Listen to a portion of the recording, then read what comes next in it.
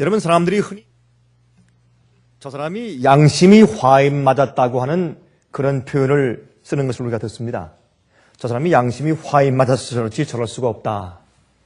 양심이 없나? 그것은 양심의 소리가 들리지 않는 상태를 말하는 것이죠. 그 예민함이 상당히 둔하여진 것을 우리가 일컫는 말이라고 할 수 있겠습니다. 그런데 성경에 이제 그런 표현을 하셨지 않습니까?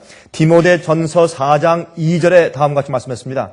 그러나 성령이 밝히 말씀하시기를 후일에 어떤 사람들이 믿음에서 떠나 미혹해 하는 영과 귀신의 가르침을 쫓으리라 하셨으니 자기 양심이 화인 맞아서 외식함으로 거짓말하는 자들이니라 그랬습니다.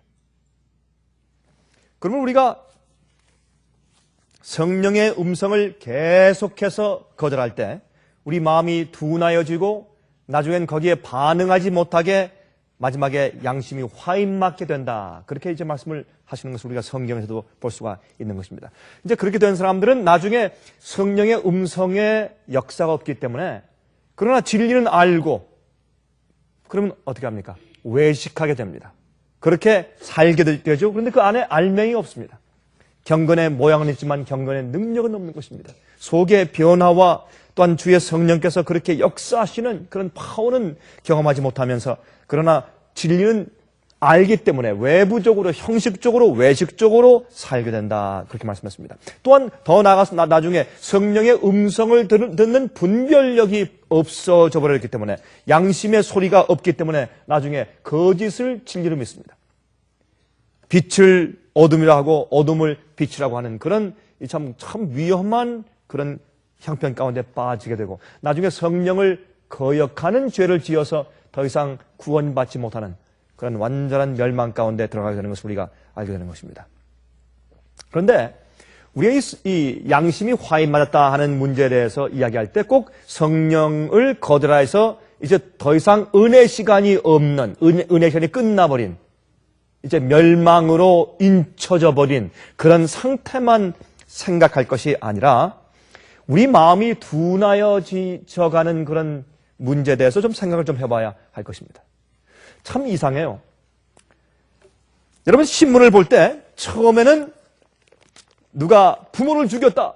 끔찍해서 상상도 못하고 생각도 못하고 잠이 안 와요. 그렇죠? 근데 그런 일이 한 번, 두 번, 세 번, 10번 생기면 누가 또 부모를 죽였대. 보험금 때문에. 그리고 금방 또 평상시로 돌아가면서 아무렇지도 않게 되는 것입니다. 그러한 것들이 바로 이 세상에서 마음이 둔해지는 것들입니다. 그러므로 마귀는 압니다. 마귀는 사람들의 마음을 어떻게 움직이고 어떻게 작용을 하고 어떻게 마음속에 역사해야지 자기의 편으로 만들 수 있고 하나님의 음성, 성령의 음성을 듣지 못하게 할 수 있는지를 마귀는 아는 것입니다. 그래서 사람의 마음을 자극합니다. 익사이트하게 만들고 쾌락을 좋아하게 만들고 게임도 점점 격렬해지고 말도 격렬해지고 신문 기사도 격렬해지고 영화도 점점 격렬해지고 옛날에 말이죠. 옛날 우리가 어릴 때 영화들은 만약에 누가 도둑질을 했다, 누가 강도질을 했다, 누가 죽였다 그러면 그 사람은 반드시 붙들려서 법의 심판을 받습니다. 그것이 옛날 영화입니다. 요즘에는 강도나 살인자가 어떻게든지 잘 빠져서 도망가면 사람들이 박수를 치고 반드시 빠져나가는 것을 더 즐겁게 만들고 더 흥미있게 만드는 것이 요즘 영화입니다. 그렇죠? 옛날엔 말이죠. 옛날에 영화엔 피를 흘리는 장면이 안 생겼습니다. 나오지 않았습니다. 옛날에 처음에 영화를 만들 때. 요즘은 피를 흘리는 그런 영어로 이 고리 피를 흘리는 끔찍한 그런 장면들이 없으면 사람들이 가지 않습니다. 그만큼 사람들 마음이 둔해지고 양심이 마비되기 시작했습니다. 마귀는 음악을 통해서 처음에 빛이 조금 들어가다 나중에 좀 더 심하게 들어가다 나중에 더 빠르게 들어가면서 그 빛을 통해서 사람들 마음을 움직여야 더 흥분되고 더 쾌락을 느끼게 되어 있습니다. 감정이 더 고조되게 되어 있습니다. 마약을 하는 것처럼. 마약을 할 때 조그만 양을 하다가 나중에 점점 양이 많아지는 것처럼. 그래서 치사량까지 하면서 사람들이 지르는 것처럼 점점 마귀가 격렬하게 만들어서 사람들의 마음과 양심을 둔하게 하는 것을 우리가 아는 것입니다. 교회도 마찬가지입니다. 교회에서 잘못된 예배 방식과 여러분 격정적이고 감정적인 예배, 하나님 안에서 진리로 예배하는 것이 아니라 감정적으로 예배하게 하면 그 예배는 마약 중독이요. 진리 안에서 기뻐하고 진정한 구원의 도리 안에서 성령의 은혜와 감동으로 의로움을 경험하고 구원의 경험을 경험하는 것이 아니라 그들이 어떻게 해요? 주중에는 세상 사람들과 똑같이 살고 계명을 범하다가 그 죄의 짐을 가지고 교회에 와서 용서받는다고 해서 십자가라는 어떤 표상을 내걸고 거기에서 사람들의 마음을 흥분시키고 감정을 돋구는 그런 음악을 해주고 손뼉을 치게 만들고 흔들고 춤을 추게 만들고 그런 감정적인 설교를 해서 사람들 마음을 마치 자기가 구원 가운데 있는 것처럼 착각하게 만드는 그런 모든 것들은 전부 다 사실은 마약 중독인 것입니다. 똑같은 마약 중독입니다. 여러분 사실 사람들이 말이죠. 마약 중독은 꼭 이상한 그런 LSD 같은 그런 코케인 같은 마약을 먹어야지 되는 줄 알지만 그러나 우리 인간의 이런 감정을 어떻게 조종하고 어떻게 자극해서 그런 하이 필링, 흥분 상태를 느끼게 하는 것인지. 다시 말해서 흥분 상태는 거짓이거든요. 우리가 카페인을 많이 먹으면 몸은 피곤한데 카페인 때문에 우리 머리에 두뇌는 기분 좋다, 피곤치 않다 그렇게 가짜 감정을 느끼게 만들지 않습니까? 마찬가지입니다. 그러므로 거짓 평안을 갖게 하는 것도 어떤 의미에서 마약을 하는 것과 똑같은 결과를 낳는 것입니다. 그러므로 마귀는 어떻게 해요? 우리 마음과 양심을 점점 무디게 만들어서 성령의 음식을 듣지 못하게 해서 결국엔 화인 맞은 양심이 되게 하는 것입니다. 이 화인 맞는다 하는 말은 요새 젊은 사람들에게는 좀 익숙하지 않은 말이죠. 옛날 인두 같은 것으로 이 불로 지져서 그게 이제 지진 다음에 나중에 신경이 죽어버리니까 만져도 아무런 느낌이 없죠. 그것을 화인 맞았다고 말을 하지 않습니까? 화인 맞은 양심, 양심의 가책과 성령의 세심한 조용한 그 음성이 들리지 않게 되는 상태. 이것은 하루아침에 그렇게 되는 것이 아닙니다. 그러므로 누가복음 21장을 좀 펴서 보시기 바랍니다. 누가복음 21장 34절부터 36절까지 좀 펴서 보십니다. 누가복음 21장 34절부터 36절까지 이런 말씀을 주님께서 말씀을 하셨습니다. 너희는 스스로 조심하라. 그렇지 않으면 방탕함과 술 취함과 생활의 염려로 마음이 둔하여지고 뜻밖의 그날이 덫과 같이 너에게 임하리라. 마음이 둔해져요. 방탕함과 술 취함과 생활의 염려로 또 다른 것들로 통해서 마음이 점점 둔해지고 그래서 갑자기 주께서 오십니다. 예언이 없기 때문에 주님께서 갑자기 오시는 것이 아닙니다. 징조가 없기 때문에가 아닙니다. 모든 징조가 있고 예언이 있고 그들이 다 알고 있지만은 갑자기 임하시는 것은 성령의 지속적인 음성이 더 이상 들리지 않습니다. 마음이 둔해지고 나중에 양심이 화인 맞게 되는 것입니다. 이 날은 온 지구상에 거하는 모든 사람에게 이 말이라. 다시 말해서 여러분과 제가 여기에 제외되지 않습니다. 모든 사람들에게 믿는 자들이나 믿지 않는 자들이나 모든 교파에 있는 모든 그리스도인들이 화면을 통해서 이 말씀을 듣고 있는 여러분들에게도 모든 사람들에게 이 날은 똑같이 임할 것이라 했습니다. 그럼 우리는 항상 우리 마음 가운데 성령의 세심하고 조용한 음성을 듣기 위해서 애를 써야 할 것이요. 매일 기도하고 우리 깨어있어야 될 것이요. 우리 마음이 둔해지지 않기 위해서 최선을 다해서 노력하고 투쟁해야 할 것입니다. 너희는 장차 올 이 모든 일을 능히 피하고 인자 앞에 서도록 항상 기도하며 깨어있으라 하시니라 그랬습니다. 이것이 주님의 분부였습니다. 우리가요, 터키에서 지진을 통해서 4만 명이 죽었다 라는 그런 신문 기사를 읽을 때 마음에 어이쿠 놀랍니다. 참 안 됐다. 그런데 30분만 지나면 어떻게 합니까? 이번에 그 한국 축구 몇 대 몇이지? 이렇게 해요. 아무런 느낌이 없습니다. 마귀는 그렇게 하면서 우리 마음이 점점 가면 시간이 가면 갈수록 우리 마음 가운데 두껍게 해서 무뎌지게 만드는 것입니다. 여러분이 같은 말씀도 똑같은 말씀을 또 하고 하면 나중에 다 들은 말씀 다 아는데 마음이 무뎌집니다.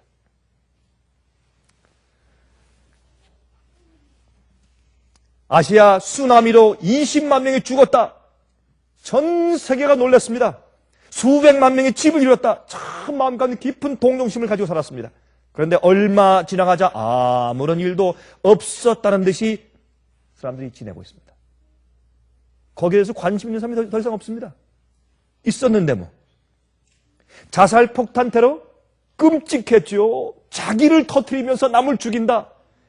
굉장히 참 우리 마음 가운데 참 섬찟하고 좀 끔찍한 그런 사건이었습니다. 그러나 이것이 너무 많으니까 수백 번씩 막 이제 진행됐으니까 이젠 그저 그 끔찍한 자살 폭탄 테러로 100명이 죽었다, 200명이 죽었다, 50명이 죽었다, 팔이 떨어지고 다리가 떨어져 나가고 엄청나게 끔찍한 그런 신문 기사의 끔찍한 사진을 보면서 우리가 점심을 샌드위치를 먹으면서 또 그랬구나. 맛있게 먹어요.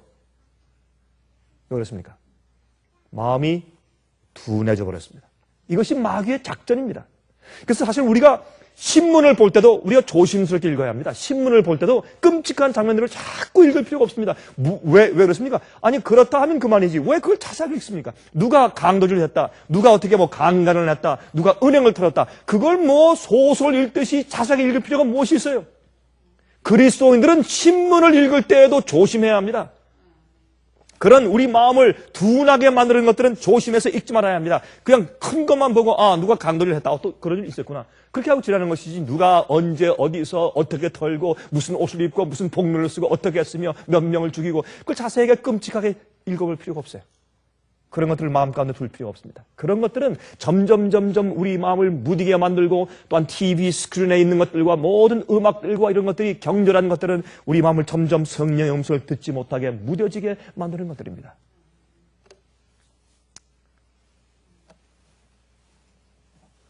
왜 이러한 일들, 이런 비참한 일들이 점점 계속 반복하고 있는데도 더 이상 우리 마음이 움직이지 않는가? 그 이유는 어디 있습니까?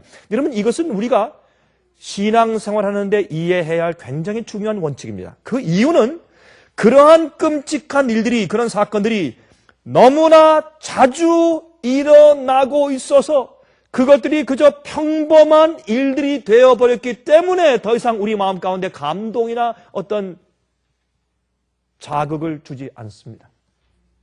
그것이 양심이 화인 맞아가는 상태죠. 거지가 너무 많이 오니까 이젠 거지를 보고 우리 마음 가운데 동정심이 별로 일어나질 않습니다. 그저 차 타고 가다가 길거리에서 엑짓 나갈 때마다 나는 홈레스 피플입니다. 난 집 없는 사람입니다. 홈레스 피플, please. 이렇게 써 있는 사람들이 너무 많으니까 이제는 봐도 별 마음 가운데 동요가 없습니다. 이것은 상당히 간단한 일 같지만 이런 일들이 세상에 계속 비일비재하고 매일매일 일어나고 있기 때문에 우리가 정말 조심하고 깨어서 항상 기도하지 않으면 여러분과 저는 이 땅에 사는 것 때문에, 이 땅에 산다는 그 자체 때문에 우리 마음은 점점 무뎌지고 성령의 음성을 듣지 못하게 꼴지어져 가고 있을 수밖에 없습니다. 우리가 그리스도인이고 우리가 성경을 알고 진리를 안다고 할지라도 우리 마음은 그렇게 돼갈 수밖에 없는 세상에 살고 있단 말입니다. 조심하지 않으면 가만히 우리가 아무 일 하지 않고 가만히 있어도 우리 마음은 무뎌져 가게 있도록 마귀가 이 세상을 이렇게 꼴지어 놓고 그렇게 설계해 놓았습니다. 그래서 예수님께서 조심하라고 우리에게 그렇게 말씀을 하신 것입니다. 이런 것들로 너희 마음이 둔하여지다가 나중에 뜻밖의 인자가 올 때 갑자기 올 것이다.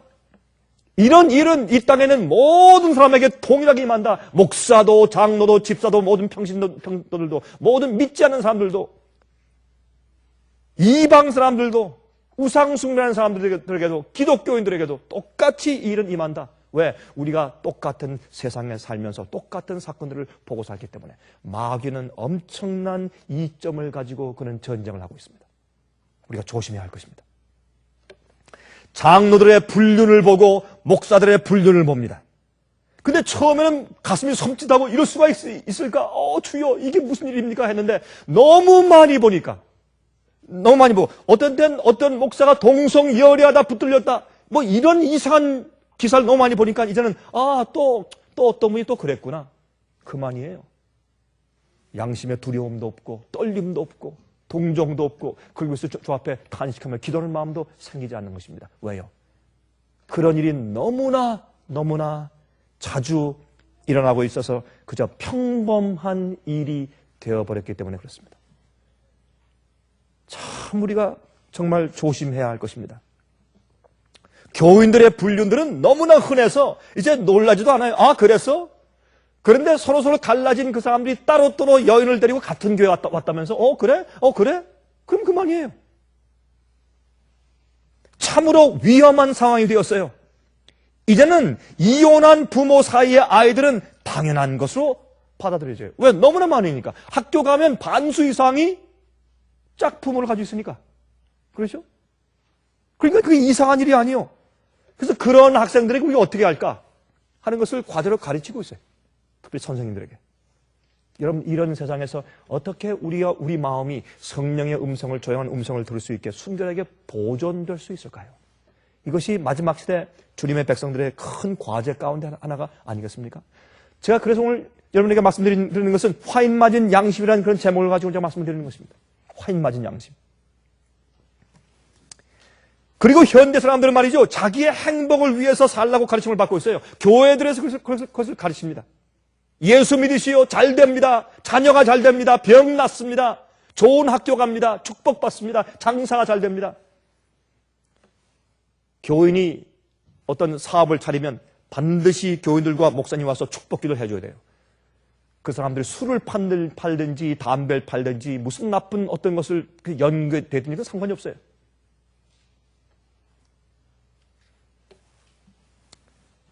사람들은 자기의 행복을 위해서 이 세상에서 번영하고 잘 되는 그런 목적을 가지고 살 수 있다고 가르침받고 있는 것이 오늘날 기독교입니다. 여러분이시여, 참 그런 사람들이 얼마나 마음이 둔해지고 있는지 몰라요. 그런 것도 식별하지 못할 정도로 분별력이 없어져 버렸다고 말입니다. 전 요즘에 좀 걱정이 생겨요. 앞으로 10년만 더 있으면 이 세상이 어떻게 될까? 여러분, 10년만 앞으로 있어 보세요. 이 세상이요, 우리가 지금 보고 있는 이런 세상 아닙니다. 천으로 달라진 엄청난 이상한 세상으로 탈바꿈하고 말 것입니다. 앞으로 10년만 지나면 우리의 자녀들, 우리의 청년들이 앞으로 어떻게 이 세상에서 신앙을 가지고 살아남을 수 있을런지 전 모르겠습니다. 전 장담할 수 없어요. 왜요? 너무나 악한데 인터넷에 있는 것들 우리가 막을 수가 없어요. 그거 어떻게 막아요? 인터넷을? 개인들에게 가정에 들어오는데 그걸 어떻게 막을 길이 없어요. 인터넷을 통해서 앞으로 우리의 자녀들과 청년들의 마음 가운데 이 정욕적인, 특히 이 섹스에 관한, 성에 관한 모든 이런 관념들은 완전히 땅에 떨어지게 악하게 부패하게 되어버릴 것입니다. 요즘에 모든 것이 그러니까 막을 수가 없어요. 앞으로 이제 청년들이 젊은 아이들, 어린 아이들이 자라면서 앞으로 10년 후에 어떠한 생각을 가지고 그들이 성도덕을 가지고 세상에서 살까? 여러분, 더 이상 그런 것들이 그들 마음 가운데 양심의 죄가 아니에요. 그게 이상한 게 아니에요. 우리가 어릴 때는 말이죠, 조그만 나태 사진만 봐도 깜짝 놀랐어요. 수치스럽고 부끄럽고 감추고. 이젠 그게 아니라 대범해요. 요즘의 여성들은 어떻게든지 자기 몸을 더 노출시켜서 더 멋있고 섹시하게 보려고 애쓰는 시대에 살고 있어요. 그것이 자랑이요. 요즘 말이죠, 플레이보이 매거진에 이런 나체로 사진 찍은 그런 여인들을 자기의 걸프렌드로 데리고 다니는 것이 자랑이요. 얼마나 부끄러운 일이요. 여러분 생각해 보세요. 제가 설교단상이니까 더 이상 말씀 안 드리겠어요. 얼마나 그게 수치스럽고 부끄러운 일이요. 그런 여자를 자기 여자친구로 약혼자로 데리고 이게 사는 사람들이 누구 여자를 데리고 약혼자가 되었다 사진 찍고 신문에 나고 매거진에 나고 칭찬하고 말이죠. 참 좋겠다. 이런 세상이에요. 여러분, 앞으로 10년만 지나보세요. 청년들과 젊은 사람들이 성령의 감동과 거듭남으로 그들의 마음이 보호되지 아니면 이 세상에 사는 모든 사람들이 전부 악하게 더 이상 성령이 역사할 수 없을 정도로 부패한 상태에 살게 될 것입니다. 엄청난 시대에 우리가 지금 살고 있어요. 그 음란물들을 우리가 어떻게 막을 것이요? 그러므로 우리는 우리의 행복을 위해 사는 것이 아니라 하나님께 영광을 돌리기 위해 사는 것이에요. 내가 기분 좋기 위해서 사는 것이 아니에요. 내가 행복하고 내가 외롭지 않고 내가 좋기 위해서 내가 쾌감을 느끼고 내가 즐겁고 내가 행복하기 위해서 사는 것이 아니고 세상에서 축복을 받기 위해 사는 것이 아니라 우리가 사는 목적은 하나님께 영광을 돌리기 위해 사는 것이에요. 그게 우리가 사는 목적이요. 그래서 전도서의 맨 마지막 장, 맨 마지막 절에 끝나면서 말하기를 그러므로 우리의 본분은 무엇이라? 우리 본분은 하나님의 계명을 지키며 또 어떻게 해요? 하나님을 여호와를 경외하는 것이라. 하나님을 두려워하고 그의 계명을 순종해 사는 것이 우리 사람의 본분이다. 그게 성경 말씀이요. 일의 결국을 들었으니 그렇게 말씀했어요. 그래서 나를 위해 사는 것이 아니라 내 기쁨, 내 즐거움, 내가 행복하고 내 입맛이 좋고 내가 좋고 내가 편하고 내가 이롭고 내가 많이 가지고 내가 좋은 집에 살고 내가 비즈니스 잘 되고 그것을 교회에서 가르치는 것은 잘못된 신앙이요. 그것이 아니고 내가 이 땅에 사는 것은 하나님께 영광을 돌리고 주님의 뜻대로 살기 위해서 사는 것이고 그렇게 살기 때문에 자기의 행복을 위해 살지 않기 때문에 사람들은 순교할 수 있는 것이에요. 자기의 행복과 자기 축복을 위해서 관심 가지고 사는 사람들은 절대로 순교할 수 없어요. 왜 죽으면 안 되지? 진리는 나를 축복하고 복을 주고 어떤 번영케 하고 그렇게 할 텐데 왜 그 진리가 나를 죽이면 어떻게 돼요? 그 사람들은 자기의 행복, 자기 중심적으로 사는 사람들은 절대로 순교자가 될 수 없어요. 진리를 위해서 희생할 수도 없고 자기를 십자가에 못 박을 수도 없는 것입니다. 완전히 잘못되어가는 시대에 살고 있어요. 그러므로 사람들 마음이 양심이 무뎌졌기 때문에 잘못된 가르침이 교회에 퍼지고 잘못된 복음을 가르치고 얘기해도 사람들이 그것을 분별하지 못하게 되었단 말입니다. 여러분 마태복음 24장 6절부터 보시면 다음과 같은 말씀이 있죠. 마태복음 24장 6절부터 보시면 난리와 난리 소문을 듣겠으나 너희는 삼가 두려워 말라. 이런 일이 있어야 하되 끝은 아직 아니라. 아직 끝이 아니에요. 지금 많은 소문들이 있지만 아직 끝은 아니라 민족이 민족을 나라가 나라를 대적하여 일어나겠고 처처에 기근과 지진이 있으리니 이게 너무나 흔해요. 지진, 기근 이런 일들은 너무나 흔한 일이기 때문에 뭐 지진 났다, 얼마가 죽었다, 집이 수백 채가 무너졌다 해도 그래? 지난달에 있었어, 작년에 또 있었어, 더 큰 게 있었어.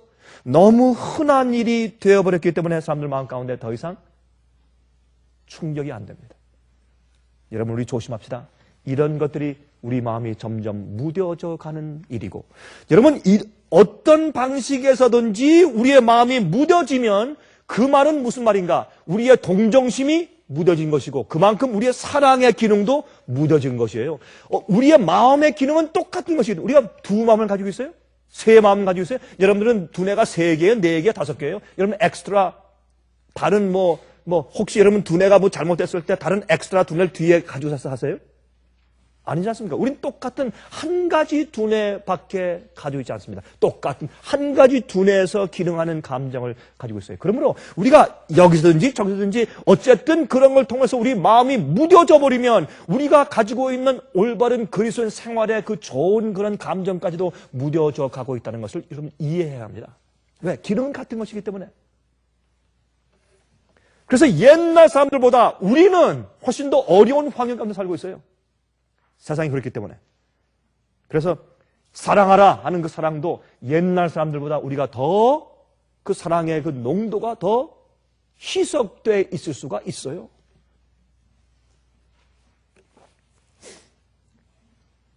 그 다음에 8절에 말씀하기를 이 모든 것이 재난의 시작이다. 여기 말씀하기를 영어로 말씀하기를 영어 성경에는 All these are the beginning of sorrows. 이 모든 것들이 슬픔의 시작이다 그랬어요. 여러분 보세요. 민족이 민족을 치고 나라가 나라를 치고 기근, 지진, 처처에 이것 때문에 지금 우리가 어느 시대에 살고 있습니까? 슬픔의 때에 살고 있어요. 그런 것들이 슬픔의 시작이요. 앞으로 이것이 점점 더 강해질 것이요. 그러면서 우리 양심이 둔해지고 마음이 둔해지고 남들의 불행에 대해서 덜 느끼게 되고 덜 동정하게 되고 어떤 이들은 회개치 않음으로 계속적으로 성령의 말씀에도 회개치 않음으로 양심이 드디어 화에 맞게 되어버리는 것이에요. 빛을 얘기하고 가르칠 때 빛이 이게 주님의 말씀이고 이게 성령 말씀인데 이게 진리다 맞다 하는 그런 성령의 음성이 들렸는데 한 번 거절하고 한 번 또 미루고 또 미룰 때 마음이 양심이 조금 더 무뎌지고 나중에 더 뒤로 또 미룰 때 조금 더 무뎌지고 조금 더 무뎌지면서 나중에 양심의 화해를 맞는 입장까지 나가게 된다고 말입니다. 9절 이런 일이 있을 때 그때에 사람들이 너희를 환난에 넘겨주겠으며 그때 갑자기 뭐가 와요? 환난이 와요. 그때 사람들이 양심이 무뎌져 있는 상태이기 때문에 환난이 왔을 때 남들이 나를 잡아주고 죽이고 진리 위해서 어떻게 할 것인가라고 결정을 할 때 그때 우리가 진리 위해서 목숨을 바치는 핍박받는 일을 못하게 돼요. 왜? 양심에 그런 강력한 느낌이 없어요. 더 이상 마음이 무뎌져 버렸기 때문에. 그때 사람들이 너희를 환난에 넘겨주겠으며 너희를 죽이리니 너희가 내 이름을 위하여 모든 민족에게 미움을 받을 것이라. 그때 많은 사람이 시험에 빠져 서로 잡아주고 서로 미워하겠으며 거짓 선지자가 많이 일어나 많은 사람을 미혹하게 하겠으며 불법이 성함으로 많은 사람의 사랑이 식어지리라. 이미 우리가 그때 지금 살고 있죠. 너무 죄가 많고 법을 어기는 일이 너무나 많고 계명을 어기는 일이 너무나 많기 때문에 마음 가운데 사랑이 식어졌어요. 하나님께 대한 사랑, 율법에 대한 사랑, 이웃에 대한 사랑이 식어졌어요. 너무나 교회 안에 문제가 많으니까 다 그런 거지 뭐. 우리 죄인들이 다 그런 거지 뭐. 그래서 어떻게 주님의 법에 대한 사랑이 식었어요. 서로에 대한 사랑이 식었어요. 그 다음에 말씀하기를 13절에 그러나 끝까지 견디는 자는 구원을 얻을 것이다. 여러분 마태복음 24장에 있는 예수님의 재림에 대한 이 예언에 있는 문제를 그런 방식으로 우리가 한번 풀어보면 참 우리가 또 다른 의미를 줘요. 그러나 이런 상태에 있을 때 사람들이 다 양심이 무뎌지고 다 그런 대로 그렇게 그저 살아가고 있을 때 그러나 끝까지 견디는 자는 어떻게 견뎌요? 진리 안에 살고 말씀대로 살고 주님의 계명을 지키고 성령의 음성을 따라 살며 세심한 하나님의 음성을 듣고 사는 자들 끝까지 견디는 자는 구원을 얻을 것이라. 14절 이 천국 복음이 모든 민족에게 증거되기 위하여 온 세상에 전파되리니 그제야 끝이 오리라. 지금은 천국 복음이 온 세상에 전파된 때 살고 있어요. 영원한 복음이 예수께서 가르치신 그 복음 너희가 회개했으면 회개에 합당한 열매를 맺어라. 아니면 너희가 믿음이 없는 것이다. 너희 정말 회개했느냐? 하는 그런 천국 복음이 영원한 복음이 온 세상에 전파되는 그 마지막 말씀을 하셨어요. 이것이 얼마나 정말 그 단계마다 참 우리에게 참 수긍케 하는 그런 말씀이냐 말입니다. 여러분 이사야 6장의 배경을 좀 아시죠? 이사야 6장. 이사야 6장은 여러분 이사야는 제사장이었습니다. 그런 제사장으로서 한 번은 자기 차례가 되어서 성소에 가서 이제 봉사하려고 들어가다가 무엇을 보았습니까? 하나님의 영광이 오는 것을 보았습니다. 하나님의 영광의 보좌가 오고 그 옷자락이 확 이렇게 퍼져 있으면서 셰키나 영광이 와서 성전 안에 하나님의 영광의 연기가 가득 찬 것을 보았어요. 그가 엎드렸습니다. 그리고 화로다. 내가 망하게 되었다. 죄인이 하나님을 본 다음에 어떻게 해요? 자기의 깊은 죄됨을 느끼고 완전히 무너지는 경험을 했어요. 그렇죠? 그랬을 때 하나님께서 그에게 말씀하십니다. 내가 누구를 보내면 누가 우리를 위하여 갈고? 그때 드디어 이사야가 가로되 내가 여기 있습니다. 나를 보내시옵소서.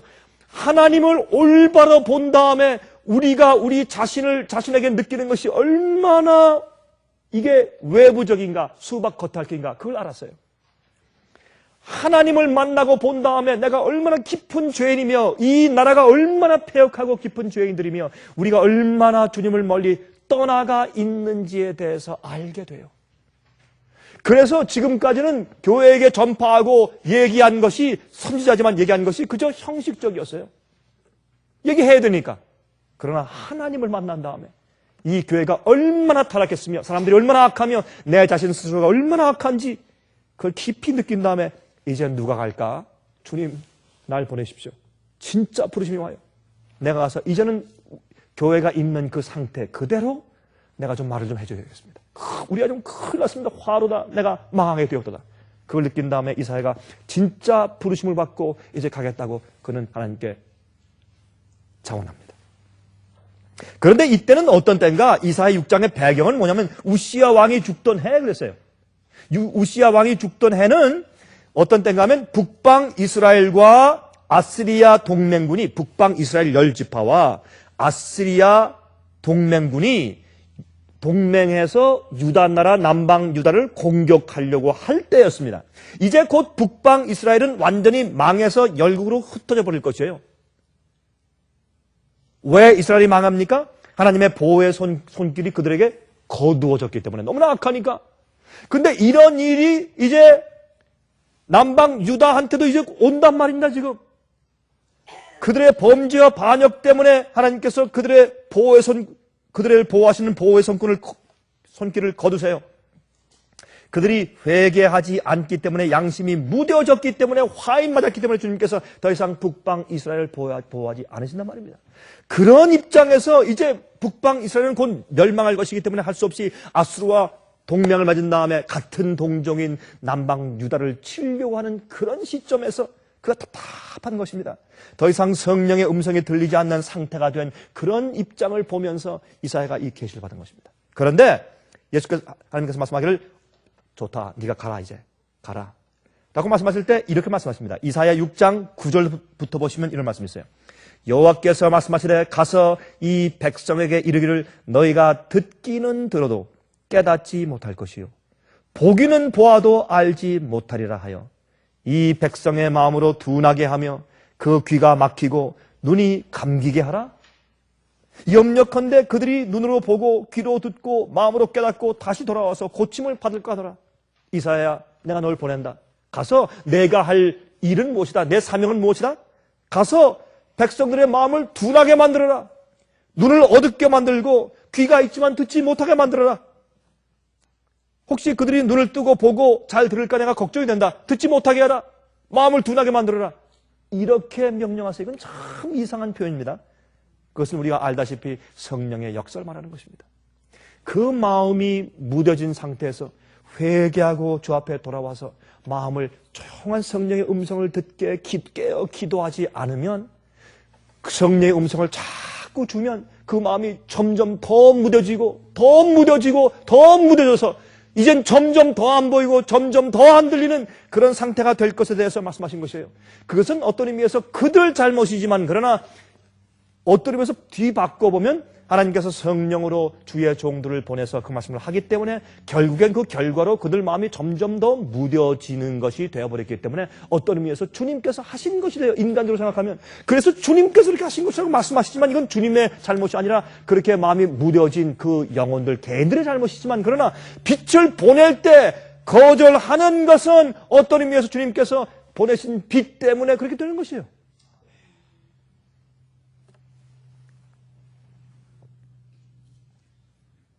그때 이 말 듣고 이사야가 참 놀라서 주님 이게 무슨 말입니까? 그러면 이 교회에 희망이 없단 말입니까? 이 교인들이 더 이상 주의 말씀을 앞으로 듣지 않는단 말입니까? 무슨 말입니까? 주여 말씀해 주시옵소서. 이런 일이 언제까지 계속되겠습니까? 지금 말씀하십니다.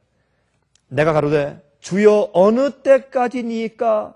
대답하시되 성읍들은 황폐하여 거민이 없으며 가옥들에는 사람이 없고 이 토지가 전폐하게 되며 사람들이 여호와께 멀리 옮기워서 이 땅 가운데 패한 곳이 많을 때까지니라.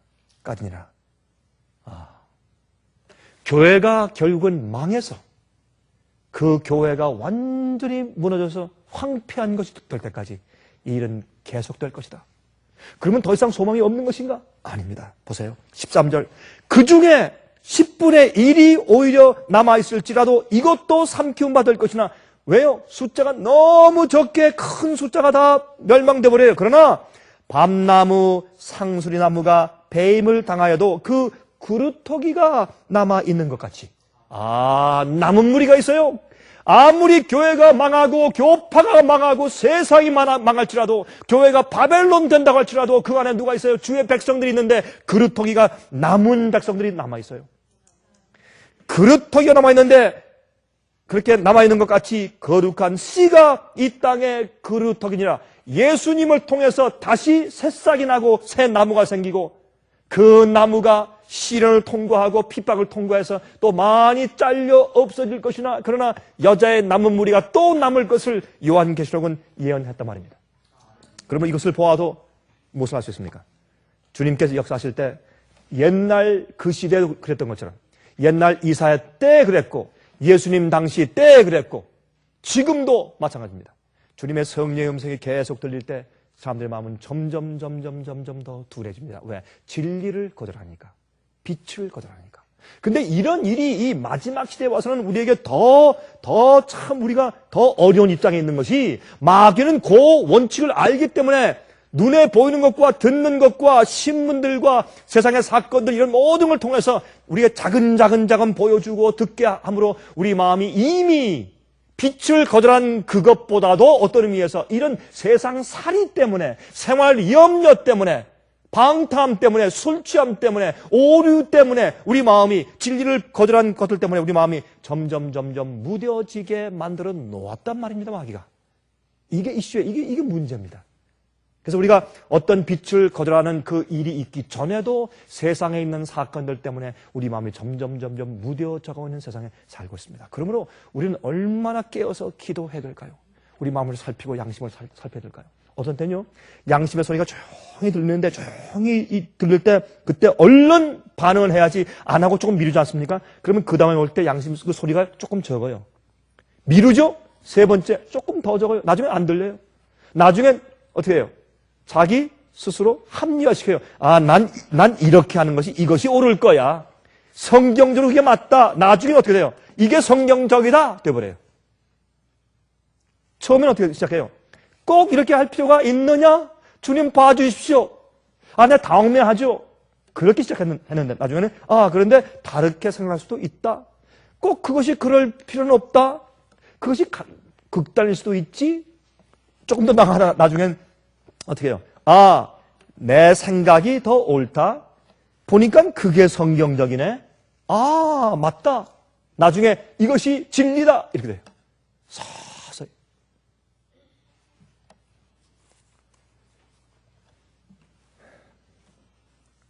예수님의 재림이 갑자기 임할 것이라고 성경이 계속 말씀하시는 이유는 생각지 않은 때 인자가 온다고 말하는 이유는 예언이 없기 때문도 아니고 징조가 없기 때문도 아니고 사람들 마음이 점점 그렇게 무뎌질 것이기 때문에 깜짝 놀라게 될 것이라고 말입니다.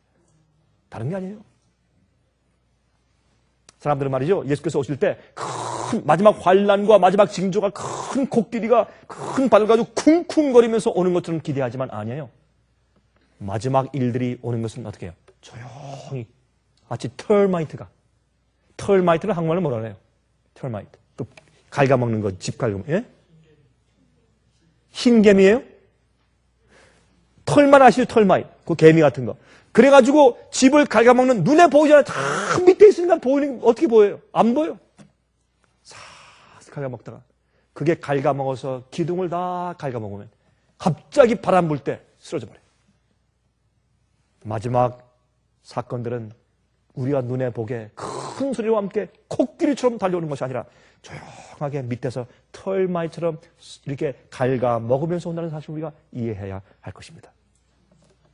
여러분 사실 7장의 징조들이 벌써 우리와 함께 다 있습니까? 없습니까? 다 있어. 피재앙, 징조가 있어요? 없어요? 적조 현상이 지금 여러분 저 강들과 바다에 있습니까? 없습니까? 있어요. 종기재앙, 지금 우리한테 있어요? 없어요? 있어요. 온난화 현상, 태양이 뜨거워지는 거 있어요? 없어요? 있어요. 다 있어요. 그래도 사람들이 성경 말씀 무시해요. 7장을 무시해요. 교인들이 감각이 무뎌져서 이젠 놀라지 않는 시대에 살고 있어요. 제가 여기서 가만히 보면 이제는 무슨 말을 해도 사람들이 그래요? 이렇게. 무슨 예언을 얘기하고 무슨 사건의 성취를 얘기해도 이제 사람들이 마음 가운데 충격을 안 받아요. 더 이상 사람들이 그만 이제 옛날에 말이죠. 이러고 여보 이거 준비해다 이러던 사람들이 이제는 가만히 눈만 끔뻑끔뻑하고 글쎄요 목사님 그래서요. So what? 눈만 끔뻑끔뻑 꼭 두꺼비야 두꺼비. 어떤 데 보면 여러분 안 그런 거 같죠? 꼭 그래요. 여러분 보세요. 그런가 안 그런가? 눈만 끔뻑끔뻑하고 있어요. 아무 움직임이 없어. 제 마음 가운데 아이고 오늘도 내가 또 두꺼비를 보는구나. 그런 느낌을 제가 느낀 때가 한두 번이 아니에요 정말. 제 마음 가운데. 이게 왜 그런가?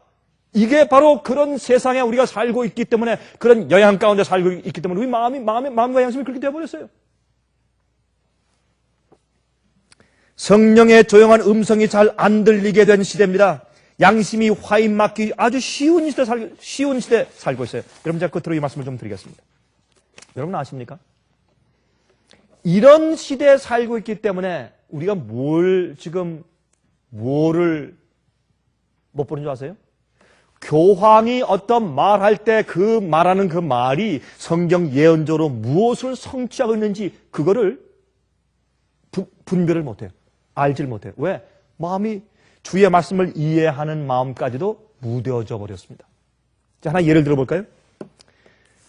작년에 지금 얼마 안 됐죠. 바로 최근이죠. 작년도 말에 지금 베네딕트 16세 레칭어 추기경 그 독일의 추기경이 이제 베네딕트 16세가 되었죠. 이 교황이 얼마 전에 무슨 얘기를 했습니까? 이슬람 교계에 있는 사람들 마음을 아주 불편케 하고 그들에게 분노를 자아낸 그런 언급을 했습니까? 안 했습니까? 했죠. 그게 우리 예언과 무슨 상관이 있을까요? 그게 우리 성경 예언과 예수님의 재림과 무슨 상관이 있을까요?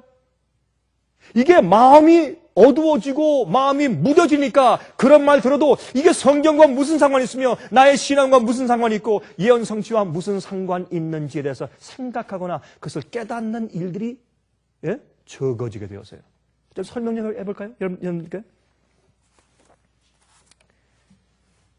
여러분 이 말은 이 베네딕트 16세 교황이 자기 고향인 독일을 방문한 자리에서 독일 사람들을 놓고 그 말을 했어요.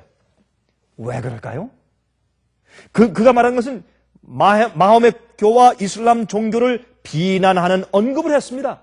근데 자기가 말한 것보다는 옛날 동로마 황제였던 매뉴얼 2세 팔레올로고스의 그 황제의 말을 인용해서 그가 말했는데 그 황제의 말은 이런 말이었습니다. 모하멧이 무슨 새로운 것을 가지고 왔는지 내게 보여달라.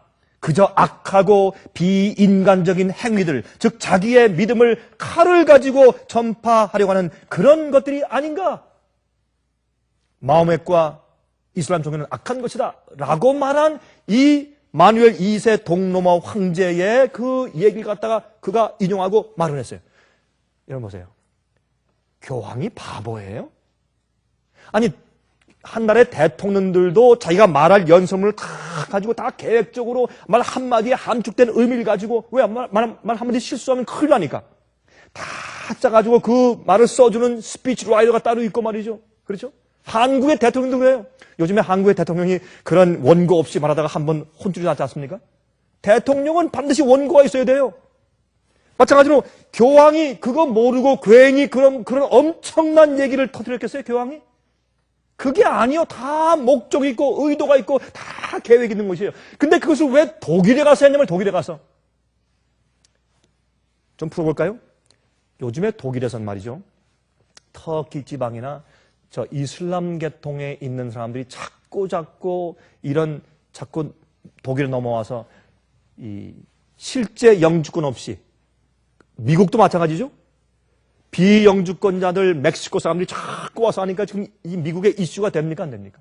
이슈가 됩니다. 왜 이슈가 됩니까? 미국의 경제가 어려우니까. 자국민들이 짭을 잃으니까. 독일도 마찬가지요. 동독과 서독이 지금 연합한 다음에 큰 경제적인 문제가 생겼어요. 서독 사람들에게 지금 동독세를 내요. 세금 가운데 동독세라고 하는 세금이 또 하나 붙었어요. 그래서 독일에 제가 자주 가지만 독일에 가면 사람들이 불평을 많이 해요. 그것 때문에. 우리 못 살겠다고. 실직률이 점점 올라가고 참 어려워요. 독일 요새. 그렇지만 독일은 유럽의 가장 선진 국가요. 가장 강한 무기를 가지고 있고 가장 강한 군대를 가지고 있고 가장 막강한 그런 과학기술을 가지고 있는 독일은 유럽에서 이 우두머리로 앞장서 나가는 지도격에 있는 그런 나라예요. 근데 그 이유가 있어요. 그래서 이 독일 사람들은 말이죠. 그런 이슬람 같은 터키에서 온 사람들 아주 싫어해요. 그래서 요즘에 신나치주의자, 머리 빡빡 갖고 다니는 그런 신나치주의자 젊은 사람들은 이런 터키 사람들이나 이스라엘 사람들을 붙잡아가지고 막 때리고 그래요. 그런 일들이 생겨죠. 자, 그런 입장에서 이런 말을 했어요. 그런데 이게 무슨 말인지 아십니까? 여러분, 우리가 알다시피 이 유럽 연합은 유럽 커먼, 연합 시장, 커먼 마켓. 유럽의 공동연합체는 그 앞에 내세우는 자는 옛날과 똑같이 교황이요. 교황이, 유럽 공동체는 교황을 받들게 되어 있어요. 옛날이 그랬기 때문에. 그것이 옛날 중세기에 1260년 동안의 성경 예언 가운데 있는 한때, 두때, 반때 동안에 42달 동안의 핍박이 아니었습니까? 암흑시대입니다, 그것이. 그 일이 다시 반복될 것인데, 물론 성경에는 이 유럽이 다시는 연합하지 못할 것이라고 말씀했지만, 그러나 연합한 것이 아니라 같은 마치 미국의 연방제처럼 각 나라가 하나의 주처럼 그렇게 이제 슬그머니 연합되어 있어요. 그래서 유럽 국회가 생기고 유럽이 공동체가 되어 있어요, 지금. 그렇지 않습니까? 이럴 때 앞으로 높이는 것은 누구예요? 교황이요. 이것은 우리가 다 알고 있는 것이요. 그런데 이 일을 하기 위해서 여러분, 옛날에 서로마가 멸망하고 동로마가 나중에 쇠약하게 되었을 때 나중에 결국은 또 망했어요. 망했을 때 나중에 됐을 때 이 로마 제국을, 이 유럽 제국을 연합해서 다시 다시 이걸 확립시키려고 재현하려고 한 것이 무엇입니까? 이름을 무슨 제국? 신성 로마 제국. 신성 로마 제국을 세울 때 신성 로마 제국은 뭐예요? 왜 신성이에요? 새로운 연합된 유럽이라서 새로운 연합된 옛날 로마 제국인데 거기 누가 있어요? 교황이 우두머리예요. 그래서 교회와 국가가 합쳐져 있어요. 그래서 신성 로마 제국. 그냥 국가가 아니에요. 그냥 폴리티컬 정치 국가가 아니에요. 신성 교황, 교회 아버지요 우두머리인 교황이 앞장서 있기 때문에 신성 로마 제국이에요. 이 일을 독일이 시작했어요. 이 시도를 967년부터 983년도까지 서기에 통치했던 독일의 오토 2세 때부터 시작됐고, 오토 3세 때 996년부터 1002년도까지 다스렸던 그 오토 3세 때 이 신성 로마 제국이 확립되었고, 나중에 슈타우펜 왕조 프레드릭 1세 때 이름을 사크룸 임페리움, 신성 로마 제국이라고 이름을 라틴말로 붙인 다음에 신성 로마 제국을 만들었습니다. 다시 말해서 옛날 로마 제국의 옛날에 이 몰락하기 전에 교황권의 엄청난 세력을 다시 한번 확립하고 회복시켜 보려고 하는 그런 움직임이 한번 있었습니다. 근데 그것이 얼마 가지 못해서 다시 무너지고 말았습니다. 그게 실패했어요. 신성 로마 제국의 그 애씀이 실패됐습니다. 누구 통해서? 그 당시에 그런 움직임을 제일 먼저 앞장선 나라가 누굽니까? 독일입니다. 독일입니다. 그러므로 지금 입장은 여러분 유럽을 다시 하나 나라로 연방 국가로 끌어안고 이런 일을 할 수 있는 앞장서는 나라 가운데 하나가 누굽니까? 독일입니다. 이 시점에 독일 사람이 교황이 되었어요. 이것은 우리에게 흥미있는 예언적인 입장일까요? 그렇습니다. 이런 일들이 우리 눈에 보이지 않는 이유는 그만큼 교인들이 마음 가운데 무뎌지기 시작했어요. 다른 성경 예언을 살피는 마음보다 신문을 딱 펼치면 주식이 얼마나 올라갔대? 얼마 벌었다 내가 지금? 또 무슨 일이 생겼대? 무슨 영화 배우, 무슨 축구 선수, 무슨 농구 선수 이런 것만 눈에 띄어요. 세상의 전쟁, 투표, 선거 이런 것만 눈에 띄어요. 그러면서 그 뒤에 얽혀져 있는 성경 예언에 깊이 있는 말씀들이 눈에 보이지 않게 되었어요. 그것이 마귀의 작전이요. 마음이 무뎌지고 나중에 그것이 양심이 화인맞게 된다고 성경을 말씀하고 있습니다. 그렇게 되기 때문에 사람들이 어떻게 한다? 성경을 알기 때문에 그렇게 살진 않을 수 없고, 그러므로 그들이 어떻게 산다? 외식하는 자들이 되었다. 그렇게 말을 하는 것입니다.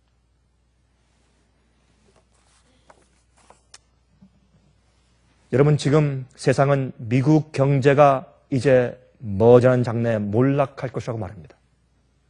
미국 경제는 내려갑니다. 지금 달러의 가격은 점점 내려갑니다. 중국의 경제가 올라갑니다. 요즘에 유럽의 유로화가 처음에 시장 안 그랬지만 점점 강세에 올라가서 요즘엔 달러가 유로화의 가치를 따라잡을 수가 없습니다. 그래서 많은 나라가 이제는 특별히 그 산유국들이 이제는 무역할 때, 특별히 오일을 팔 때, 기름을 팔면 그 값으로 달러로 주지 말고 유로화로 주시오 하는 그런 일이 생겼어요.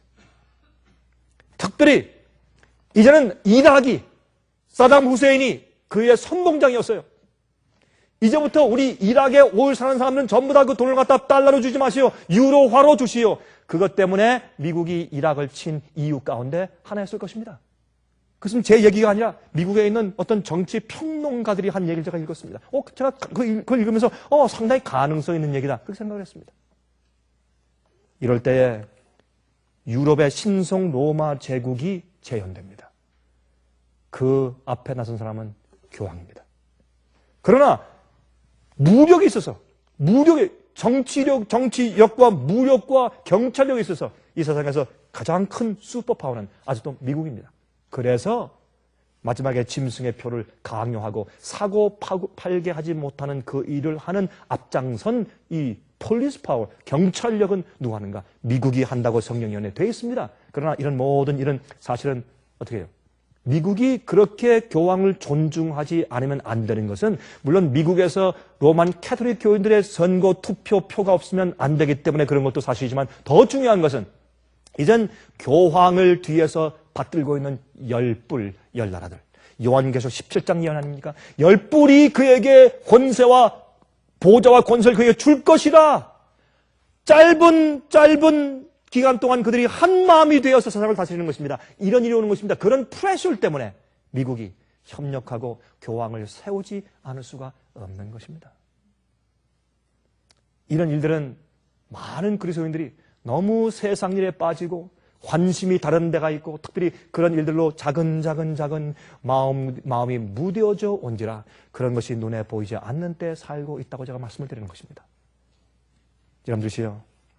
그러므로 성경은 예수께서 갑자기 임하신다고 말씀하고 있습니다. 여러분과 저의 세계 가운데는 항상 깨어서 기도하는 애씀이 우리에게 있고 주님과 씨름함이 있기 때문에 우리에게는 주님께서 갑자기 오시는 일이 생기지 않게 되기를 제가 간절하게 기도합니다. 하늘에 계신 우리 아버지시여, 오늘도 기록된 주의 말씀을 받았습니다. 주여 저희를 긍휼하게 여기심으로 저희 마음은 무뎌지지 않게 도와주시길 기도합니다. 세상의 사건들을 보면서 이 세상에 살기 때문에 자연히 우리 마음과 양심이 마모되고 무뎌지지 않게 하셔서 깨어 기도하게 하시고 세상의 징조를 보게 하시며 주님 속히 오시는 발자국 소리를 듣게 하시며 우리 마음이 하늘에 가 있게 해주시길 기도합니다. 우리를 위해 사는 것이 아니라 하나님의 영광을 위해 사는 것임을 매일 깨닫게 하시옵소서. 주여 우리에게 참으로 세심하고 예민한 영적인 양심을 허락하셔서 주님의 조용한 음성을 듣게 하시기를 예수 그리스도의 귀하신 이름으로 간절하게 기도드리옵나이다. 아멘. 은혜 많이 받으셨습니까? 지금까지 들으신 이 생애의 예배 설교는 간절한 마음으로 진리를 찾는 분들과 정직한 양심으로 말씀을 받아들이고 언제나 진실이 무엇인지를 생각하는 그리스도인들을 위한 말씀입니다. 주변 가족들이나 친지들 중에 말씀을 사모하고 순결한 신앙을 갖기 소원하는 분들이 계시면 생애의 빛 예배 설교 테이블 소개해 주시기 바랍니다. 매주 원하시는 분들의 가정으로 직접 배달되는 생애의 빛 예배 설교는 개인의 신앙 부흥이나 소규모 그룹 예배를 위하여 비디오와 오디오 테이프, DVD, CD로 제작되었습니다. 생애의 빛 예배 설교 테이프를 원하시는 분들은 1-877-704-1004번으로 전화하여 주시기 바랍니다. 생애의 빛은 각종 미디어, 즉 출판물, 텔레비전, 비디오, 오디오 카세트 테이프, DVD, CD, 그리고 웹사이트를 통하여 복음을 전하는 미디어 선교 기관입니다. 생애의 빛에서 이루어지는 선교 사업을 크게 5가지로 나누어 소개하면 다음과 같습니다. 첫째로 생애의 빛은 가정과 건강과 참된 신앙을 소개하는 월간지 살아남는 이들을 매달 발간하고 있습니다. 가정과 건강 문제뿐만 아니라 참된 신앙과 성경에 나타나 있는 중요한 진리들에 대하여 매달 깊이 있게 다루는 최고의 신앙지입니다. 둘째로 생애의 빛은 미국의 주요 도시에서 텔레비전 선교 방송을 하고 있습니다. 많은 분들은 생애의 빛 선교 방송을 통하여 복음을 발견하고 새로운 생애를 살아가고 있습니다. 셋째로 생애의 빛에서는 우편 통신을 통하여 평신도들의 성경 연구를 도와드리는 성경통신학교를 운영하고 있습니다. 성경에 나타나 있는 중요한 문제들에 대하여 체계 있게 공부하기를 원하시는 분들은 성경 연구 단기 코스와 계시록을 통한 성경 교리 연구, 또한 요한계시록 연구 과목을 신청하시기 바랍니다. 교재 및 모든 비용이 무료인 생애의 빛 성경 연구 과정을 통하여 복음과 예언 문제를 가장 쉽고 체계 있게 공부하시기 바랍니다. 넷째로 생애의 빛은 예언 연구를 위하여 특별하게 제작된 비디오 시리즈를 나누어 드리고 있습니다. 성경 구약과 신약의 대표적 예언서인 다니엘서와 요한계시록을 처음부터 마지막까지 자세하게 해설해 드리는 예언 연구 비디오 시리즈를 통하여 많은 분들이 성경과 미래에 대한 새로운 시야를 가지고 살아가게 되었습니다. 마지막 시대의 복음과 비밀이 담겨져 있는 다니엘과 요한계시록 비디오 시리즈를 신청하셔서 새로운 영적 부흥을 체험하시기 바랍니다. 다섯째로 생애의 빛은 강병국 목사님의 예배 설교가 담겨져 있는 비디오와 오디오 테이프, DVD나 CD를 원하는 모든 그리스도인들에게 나누어 드리고 있습니다. 매주 생애의 빛 예배 설교 테이프를 받기 원하시는 분들은 생애의 빛으로 연락하여 신청하여 주시기 바랍니다. 끝으로 생애의 빛 선교 사업에 대해서 좀 더 자세하게 알기 원하시는 분들은 웹사이트 www.sostv.net를 방문하시기 바랍니다. 생애의 빛 웹사이트에는 지금까지 나온 모든 월간지와 비디오 테이프과 텔레비전 방송물들을 누구나 무료로 보실 수 있도록 준비되어 있습니다. 지금까지 소개해드린 생애의 빛 선교 교재들 중에서 원하시는 책자나 테이프 있으시면 무료 전화 1877-704-1004번으로 신청하여 주시기 바랍니다. 미국 동부 시간으로 월요일부터 금요일까지 9시에서 5시 사이에 전화해 주시기 바랍니다. 그럼 다음 시간까지 안녕히 계십시오.